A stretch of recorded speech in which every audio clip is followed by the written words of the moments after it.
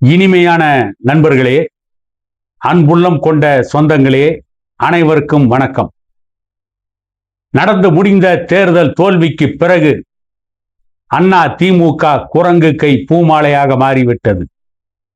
குரங்கின் கையில் கிடைத்த பூமாலையை எப்படி குரங்கு பீய்த்து உதறுகிறதோ, எப்படி அந்த பூமாலையை சின்னா பின்னமாக சிதைக்கிறதோ, அதை போல அண்ணா திமுக இன்றைக்கு குரங்கு கை பூமாலையாக மாறிவிட்டது.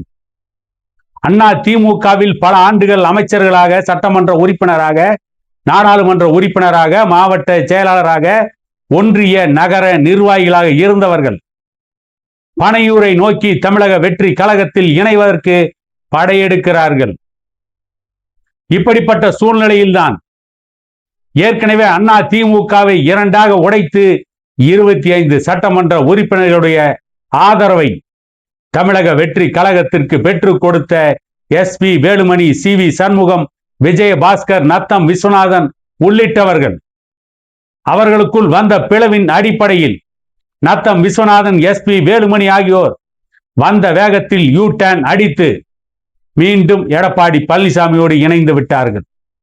CV சண்முகம், புதுக்கோட்டை விஜயபாஸ்கர் இருவரும் அண்ணா திமுகவில் இணையாமல் அவருடைய முடிவு என்ன என்பதையும் சொல்லாமல் காலம் தாழ்த்தினார்கள். 2 நாட்களுக்கு முன்பு CV சண்முகம் திமுகவில் இணைய போவதாக செய்தி வந்தது. ஆனால் இன்று வரை அது நடக்கவில்லை. என்ன காரணம் என்பதும் தெரியவில்லை. அது சம்பந்தமாக மிக விரைவில் செய்திகள் வரலாம். இப்பொழுது புதுக்கோட்டை மாவட்டத்தை சார்ந்த அண்ணா திமுகவின் முன்னாள் அமைச்சர் விஜயபாஸ்கர் திமுகவில் இணைவதற்கு நாள் குறித்து விட்டார். அஷ்டமி, நவமி கெட்ட நாட்கள். ஆகவே அதற்கு அடுத்து வருகின்ற நல்ல நாட்களில் திமுகவில் இணைவதற்கு அவர் தீர்மானித்து விட்டார். அந்த பேச்சுவார்த்தை திமுகவில் ஓரளவுக்கு வெற்றிகரமாக முடிந்து விட்டது. அவர் திமுகவில் இணைந்தவுடன் அவருக்கு திமுகவின் புதுக்கோட்டை மாவட்ட செயலாளராக பொறுப்பு தரப்படலாம். அந்த பொறுப்பில் அவர் நியமிக்கப்படலாம் என்று செய்திகள் வருகிறது. கிட்டத்தட்ட திமுகவில் இருந்தும் பலர் தமிழக வெற்றி கழகத்தில் இணைந்தாலும் கூட திமுக தன்னுடைய இடத்தை தக்க வைத்துக் கொள்வதற்கு, திமுக வலிமையான இயக்கம் என்பதை மக்கள் மன்றத்திலே காட்டிக் கொள்வதற்கு, ஏற்கனவே விடுதலை சிறுத்தைகள் கட்சியை உடைத்து அந்த கட்சியின் முன்னாள் சட்டமன்ற உறுப்பினர் பனையூர் பாபு என்பவர் தலைமையில் 1000த்திற்கு மேற்பட்டவர்களை அறிவாலயத்திற்கு அழைத்து திமுகவில் இணைய வைத்தார்கள். அதன் மூலம் திமுக தன்னுடைய அரசியல் சாதுரியத்தை தமிழகத்தில் நிரூபித்தது. அண்ணா திமுக அனைத்தையும் இழந்து கொண்டிருக்கின்ற நேரத்தில் திமுக புதிய வரவுகளை உருவாக்கி கொண்டிருக்கிறது என்ற செய்தி ஊடகங்களில் பரப்பப்பட்டது. இப்படிப்பட்ட நேரத்தில்தான் அண்ணா திமுகவின் முன்னாள் அமைச்சர் விஜயபாஸ்கர் தமிழக வெற்றி கழகத்திற்கு போனால், அவர்களுக்கு ஆதரவு கொடுத்தால் அங்கே அமைச்சர் பதவி கிடைக்கும் என்று நினைத்தார்கள். ஆனால் நடிகர் விஜய், CV சண்முகம், விஜயபாஸ்கர் உள்ளிட்டவர்களை நம்ப வைத்து ஏமாற்றி விட்டார். நம்ப வைத்து மோசம் செய்து விட்டார். ஆசை காட்டி மோசம் செய்து விட்டார். அன்பாய் பேசி பழி வாங்கி விட்டார்.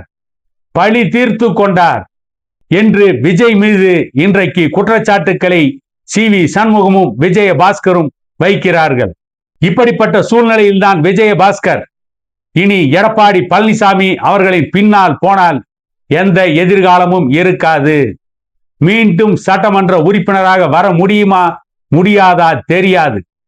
மீண்டும் அமைச்சர் ஆவோமா அல்லது அமைச்சர் ஆகாமலேயே அரசியல் வாழ்வு முடிந்து விடுமா என்ற கேள்விக்கும் விடை தெரியாது. அண்ணா திமுகவிற்கே எதிர்காலம் இல்லை என்கின்ற பொழுது தனக்கு என்ன அண்ணா திமுகவில் எதிர்காலம் கிடைத்துவிடப் போகிறது? அல்லது கட்சியை உடைத்ததிலே தமக்கும் ஒரு மிகப்பெரிய பங்கு உண்டு என்று விஜயபாஸ்கர் நினைத்திருக்கிறார்.